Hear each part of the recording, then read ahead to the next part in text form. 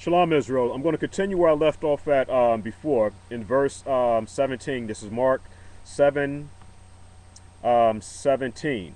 And when he and when he was entered into the house from the disciples, from the people, his disciples asked him concerning the parable. And I had talked about a little bit earlier, okay, about the sod level, what I call the secret or the concealed or the mystery level of understanding the scriptures.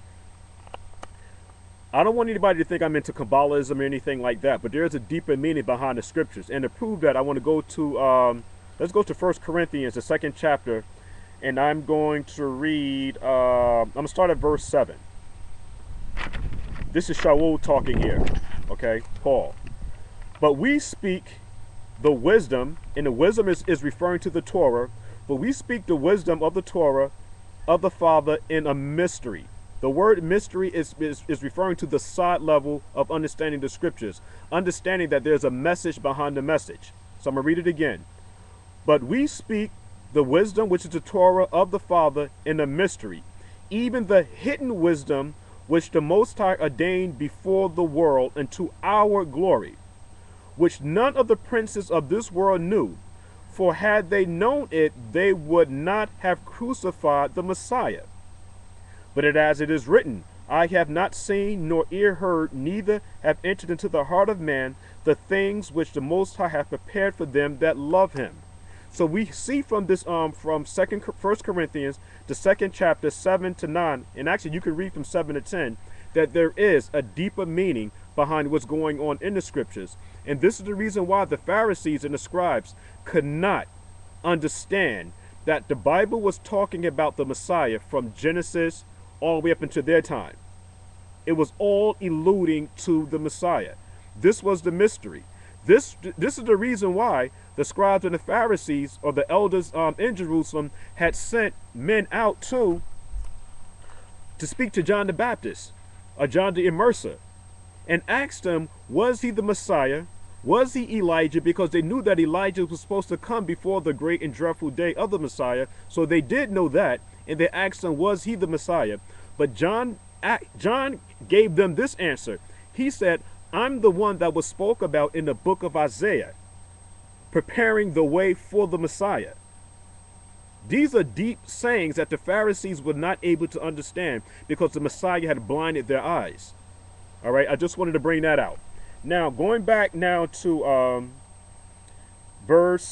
did verse 17. Let's go to verse 18. Verse 18, and he said unto them, are you so without understanding also? He's talking to his Talmudim. Do you not perceive that whatsoever thing from without entering into a man, it cannot defile him? Because this man is grounded. Is grounded. Okay, this man can look at his surroundings and be able to identify who the enemy is. He's not tempted, okay, about this new video that's out now. This woman, she's really going way left field. Her name is Kelly Rowlands, with this song that they're playing all the time, Motivation. Okay, where you see these lesbian acts and all these men touching her and all of these women touching her. Because right now we're living in a sex society now. Everything is geared towards sex. All right. And if we're not careful, okay, we can be lured by these temptations. But what we have to do is make sure, okay, that we stay steadfast in these scriptures, and that we stay grounded, and that those things, okay, that the scriptures is warning us about, that it doesn't take root. Iron sharpen iron as it sharpens the countenance of another man or his brother. And this also goes with sisters too. It's very important that we stay in contact with one another to reassure one another, okay, that this walk that we're walking is worth it. All right. Where I'm at here, verse 18 again. And he said unto them, are you so without understanding? Do you not perceive that whatsoever thing from without entering into a man, it cannot defile him? Because, verse 19, because it entereth not into his heart, but into his belly, and goeth out into the drought, purging all meats. Now, What we have to do is make sure that we guard our hearts with all diligence. I'm going to say it again. We have to make sure that we guard our hearts with all diligence. When I'm talking about the heart, I'm not talking about this heart that's in your chest. I'm talking about your subconscious part of your being. We have to make sure that that we're careful what we entertain. That's from your television shows. That's from your listenings on the radio. Because there's a lot of perverseness that's out here surrounding us today. Basketball wives, mob wives, all these reality shows, the Kim Kardashian shows. All of these shows, all right, are temptations set up by disagreeable spirits. That's what's going on. I'm going to say it again. These shows are being ran and produced by disagreeable spirits to throw us off. We're living in the last days, and these disagreeable spirits are throwing everything at us that they can to throw us off from following the laws, statutes, and commandments. I'm going to read verse 19 again. Because it entereth not into his heart, but into his belly, and goeth out into the drought, purging all meats. Now, this is not a scripture that Christians can use to justify eating pork, because they say, well, listen, you know what? See, it goes into the belly and it goes out into the drought, purging all meats. But this is not talking about literal meat. It's not talking about pork chops and what is this, pig ears and chitlins and all that other garbage. That's not what it's talking about. The correct way, if we wanted to use this as an analogy, would be this, is that whenever a man eats something, his body keeps the necessary nutrients. And then after that, whatever that's not needed goes or comes out of the drought. That's what that's talking about. And I must bring this out to everybody's attention. Pork is not food. I'm going to say it again. Pork is not food. It is not for human consumption. Shrimp, lobster, catfish, all these things are not, they're not food. You cannot use this scripture here to justify eating pork. The Messiah did not come to do away with the laws, statutes, and commandments. We are still obligated to doing these rules and regulations that was set up for us at Mount Sinai, and even prior to that. The laws always existed. Always existed. So again, all this replacement theology that Christians are teaching, stay away from it. The dietary law is still in existence. Now, where I'm at, verse 20. And he said, that which coming, oh, excuse me, I had a scripture that I wanted to go to, Proverbs 4:23. Just to make sure I bring this thing out in its clarity. And this is all, talking about Exodus the 20th chapter, because it's talking about rules and regulations. Again, I like to say that the prerequisites to the marriage, because there are terms and conditions to the marriage. There's no such thing as, like I did a show, there's no such thing as unconditional love. There are conditions to us being accepted in the eyes of the Father. You can't do whatever it is that you want to do and still call yourself, like I always say, in covenant relationship with the Most High and the Son. Again, Proverbs 4:23.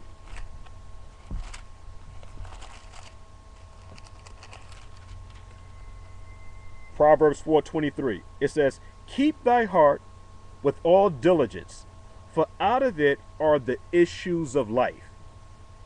Again, Proverbs 4:23. Keep thy heart with all diligence, for out of it, which is the heart, okay, out of it are the issues of life. Now, that's self-explanatory. Now, let's go into the definition of verse 19, where it tells us what defileth a man, because it's not talking about pork. Verse 20, and he said, that which coming out of a man, that defileth a man. For from within, when it says from within, we're talking about the subconscious part of a man. For from within, out of his heart is talking about now his conscious. So we have the duality that's within the man. We have the conscious and the subconscious. Whatever a man thinketh, so is he. So if a man contemplates a certain thing, best believe that it's going to come out in its being later on. All right. You know a tree by the fruits that it bear. If a man is thinking of idolatry, adultery, fornication, stealing, and murdering, things like that, if those things are embedded in his subconscious, best believe, just give it a little time, it's going to come out, okay, in his conscious. Subconscious to the conscious being of the person. Okay, now let's go into some of the things that defileth a man. It says, from within, out of the heart of men proceedeth evil thoughts. Out of the heart, evil thoughts, adulteries, fornication, murderers, thieves, covetousness, wickedness, deceit, lasciviousness, an evil eye, blaspheme, pride, foolishness. All these evil things come from within, okay, the subconscious, and it comes out in his conscious walk or in his talk. These are the things that defile a man. All right, these are the things that defile a man. So, brothers and sisters, all right, again, I can't stress enough that we have to make sure that we put on the whole armor. The whole armor. And the way that we put on the whole armor is staying in contact with one another, okay, and following these laws, statutes, and commandments. We can't be persuaded by outside interference. Birthdays. That's right, I said it. Birthdays. Your pagan holidays, like your Christmas, your 4th of July's, your New Year's, and all these things like that. All these things will pollute you, because you can't send a double message out here. You can't say that you're following the laws, statutes, and commandments, and then September, I'm going to find you at your mother's Labor Day cookout. You can't call yourself an Israelite following the Torah, and in November, I'm going to find you at your grandmother's house eating Thanksgiving dinners. You can't be friends with the Most High and the world. The scriptures clearly tells us, if you love mother and father more than me, you're not worthy of me. And none of us should want to be in that situation, in that day of judgment, when the fathers say, listen, you know what? I never knew you. Think about that. You don't want to be in that situation. Let me go to one more scriptures in the book of Revelation. Let's get a little bit more understanding of what's going on in Mark the 7th chapter, when we went into the 21st and the 22nd verse. And we also read the 23rd verse. Let's go to the book of Revelation, and everybody should know exactly where I'm going. Revelation, the 21st chapter, and I'm going to read the 6th verse. Let's see what the Messiah says. In Revelation, the 21st chapter, 6th verse. And he said unto me, it is done. I am Alpha and Omega. Now, it says Alpha and Omega, but that's Greek. Now, this Alpha and Omega is referring to the Messiah. But it should say, in better perspective and understanding the scripture, I am the Ah and I am the Tha. I am the beginning and the end. I am the Ah and the Tha, the beginning and the end. I will give unto him that is athirst of the fountain of the water of life freely. And this is what we're striding for. We're striding for this well of living water, this fountain of water of life. He that overcometh, okay, shall inherit all things, and I will be his husband, and he shall be my son, my bride. But the fearful and unbelieving, and the abominable, and the murderers, and whoremongers, and sorcerers, and idolaters, and all liars shall have their part in the lake which burneth with fire and brimstone, which is the second death. So Israel, we must stand guard. We must stand guard. I don't care who it is. Have no one take you away from following the laws, statutes, and commandments. All right? From Friday sundown to Saturday sundown is the Sabbath. Honor the Sabbath to the best of your ability. We understand that we're in exile, and there's a lot of things that we have to do. All right? Because, you know, we are so busy.